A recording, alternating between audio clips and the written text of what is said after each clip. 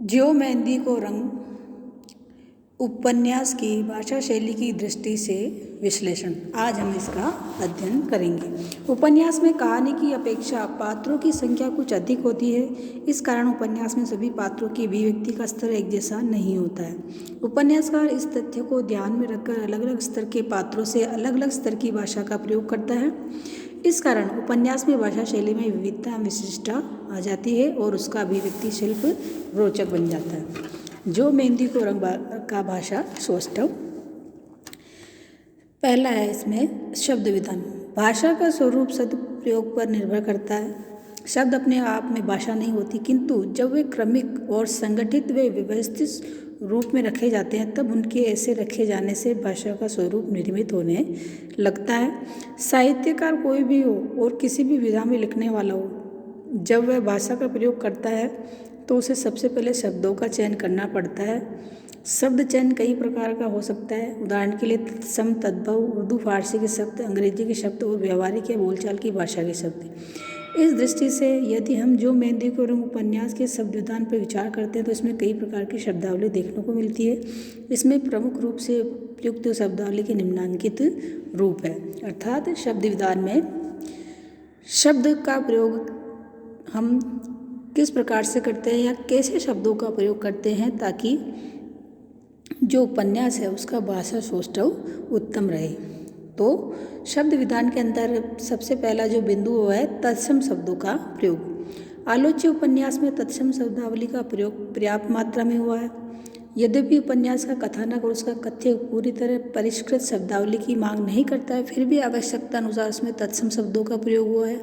उदाहरण के लिए जैसे व्यवस्थापक, समयानुकूल, अपेक्षाकृत, अनुगमन, अनुगामिनी, भावावेश, क्रोधावेश, अतीत, स्मृति, संकीर्णता, अंतर्यामी आदि जो शब्द है ये तत्सम शब्द जो है वो संस्कृत से लिए हुए होते हैं।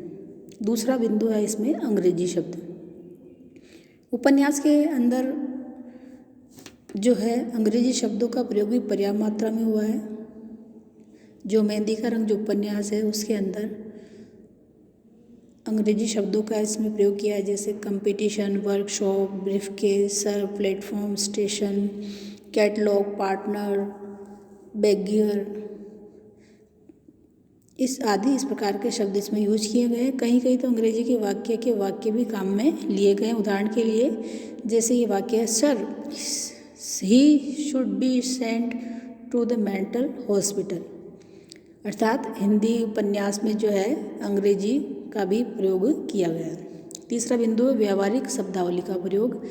उपन्यास में व्यवहारिक शब्दावली की भरमार है। व्यवहारिक शब्दों के अंतर्गत बोलचाल में आने वाले शब्द तो आते ही हैं, साथ उर्दू फारसी के शब्द भी इसमें स्वतः आ जाते हैं। कुछ ऐसे शब्द भी व्यवहारिक शब्दावली के अंतर्गत समावित हो जाते हैं जिन्हें हम किसी प्रदेश या क्षेत्र विशेष से उठा लेते हैं और आवश्यकता अनुसार अभिव्यक्ति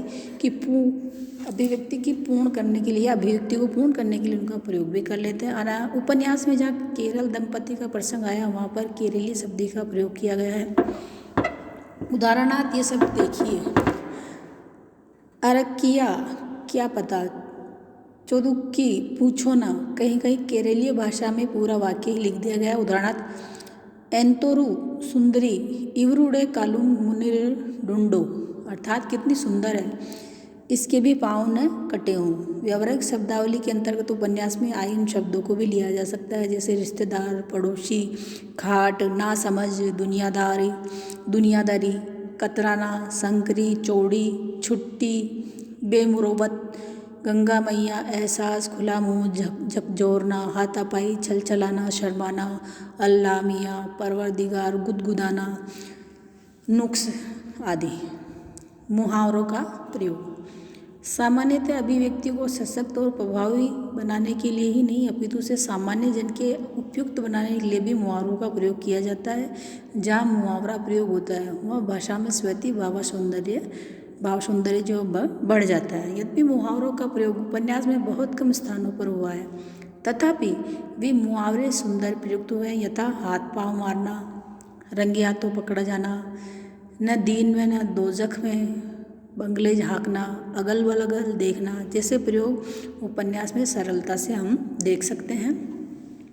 साथ ही साथ कुछ ऐसे प्रयोग भी देखने को मिलते हैं जो अभिव्यक्ति के लिए आवश्यक प्रतीत होते हैं। ऐसे प्रयोगों में आंसुओं में डूबना, लाल पीले होना, हाथ बटाना, आंखों पर पानी डालना, चुटकी बजाते सुलझा लेना, दाल गलना, एक पंथ दो काज, गालों पर गाल रगड़ना और अपनी राह पकड़ना आदि को हम ले सकते हैं। तीसरा है भाषा की अन्य विशेषताएं। वो जो थी हमने भाषा के अंदर अलग अलग जो शब्द हैं जैसे अंग्रेजी है, हिंदी है, तत्सम है, उनका हमने देखा। अब भाषा की जो अन्य विशेषताएं हैं उसके बारे में हम देखेंगे। प्रस्तुत उपन्यास में प्रयुक्त भाषा की कतिपय अन्य विशेषताएं भी हैं। ऐसी विशेषताओं में भावात्मकता, वैचारिकता, प्रेषणीयता, चित्रात्मकता और नाटकीयता आदि को लिया जा सकता है। भाषा की सहजता के लिए आवश्यक है कि उपन्यासकार ऐसे प्रयोग करे जो वर्णित दृश्य या घटना को पाठक के समक्ष प्रत्यक्ष कर दें। जहाँ भावुकता की आवश्यकता हो वहाँ भाषा में भावात्मक का आना आवश्यक होता है। इतना ही नहीं, वैचारिक स्थितियों के उत्पन्न होने पर भाषा में गुरु गंभीरता का आ जाना भी सहज हो जाता है। प्रस्तुत उपन्यास में शालिनी के सुंदर पैरों की रचना को देखकर उसकी भावनाओं के प्रकाशन में भावात्मक शब्दावली, दद्दाजी द्वारा अपंगों की सेवा करने के संकल्प के प्रसंग में विचारात्मक तथा सरकारी अनुदान के प्रसंग में व्यंजनात्मक भाषा का प्रयोग किया गया है। यूनुस मियाँ के द्वारा नमाज पढ़ने तथा उठने बैठने आदि प्रसंगों में चित्रात्मक भाषा का भी प्रयोग हुआ है। उपन्यास की भाषा का वह गुण है जिसमें प्रेषणीयता तथा मनोभाव की अभिव्यक्ति का सुंदर निर्वाह है। इस तरह भाषा शोष्ठव की दृष्टि से आलोच्य उपन्यास उचित प्रतीत होता है।